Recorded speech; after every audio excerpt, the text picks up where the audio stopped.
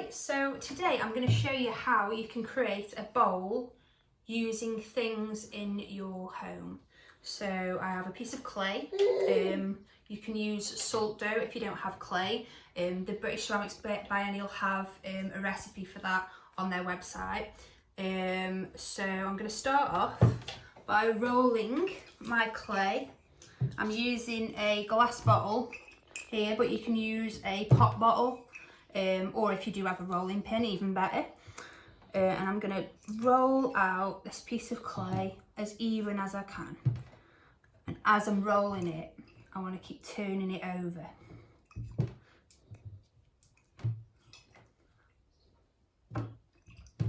So I'm wanting to judge how big this is in relation to the bowl. So I've found a little glass mixing bowl in my cupboard, which will be perfect for forming this clay onto. So as you can see, I'm trying to keep that as even as I can while I'm rolling it. I want to make sure that this tea towel and piece of fabric underneath is flat so I don't get any creases. Okay, I think I'm nearly there. So I'm going to pick up my clay and the fabric and I'm going to pop it inside the bowl. And I'm going to use this bowl to form the clay bowl. So I'm not pushing down hard, I'm just gently pressing the clay down with my fingers. Okay. As you can see, the bowl's forming. So I'm going to keep carefully doing this until I can feel that my clay is touching the bottom of the bowl. So I've got a variety of things that I found lying around. I've got a fork, a drumstick, a key, scissors, something. Don't know what that is. Shells, I've got a cork, pencil sharpener. So I'm going to have a play around with these different textures on my clay. So you don't need any tools at all. So I'm going to start with a shell. And I'm going to use the shell around the edge. I've decided to keep my edge as it is, but you can use a knife. I've just got an old kitchen knife there. And you can trim the edges if you want to, but I'm going to leave mine as it is. So I'm going to use my shell around that edge. If you're not sure what the textures are going to do, you could always roll out a scrap bit of clay or salt dough to test out some of these ideas first.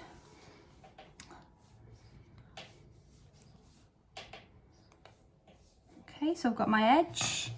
I'm going to go for this felt tip because it's got a really nice kind of star shape on it. And I'm going to, what you want to do is make sure you don't go too far into the clay and push too far in and end up going through the other side. So it's definitely is worth having a test piece of clay, I'd say. I'm just going to rush along a little bit, but you can take your time.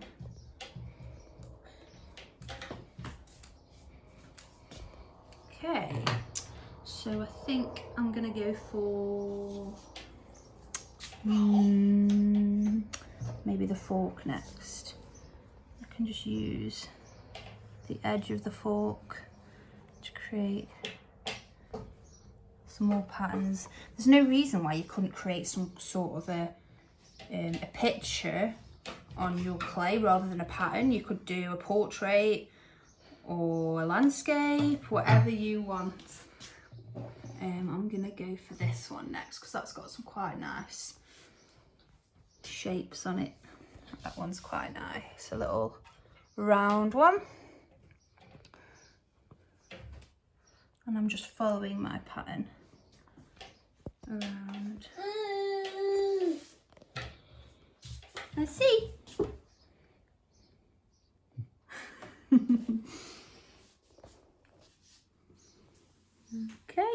I'm nearly there. So I'm going to use pine cone for the centre. So that creates almost a rose texture, which is quite nice. And then I think I just want to fill in some of these gaps. So another pen end works quite well. Some more circles. You can experiment as much as you want with this. And there's so many things you can find lying around your house that work just as well as clay tools. Okay, so once you've got your texture on your bowl, you can, I'm just going to show you what it looks like first, but I would leave it in forming in your bowl to dry so it stays that shape. So as you can see, it does slump ever so slightly when you take it out. So I would say leave it on that fabric. And that bottom side looks really nice and neat as well. You might get some creases in there, but you can always tidy it up. And the way you would tidy it up is when the clay is dry, use a wet sponge just along the edge. Okay, so that's your lockdown bowl. Thank you.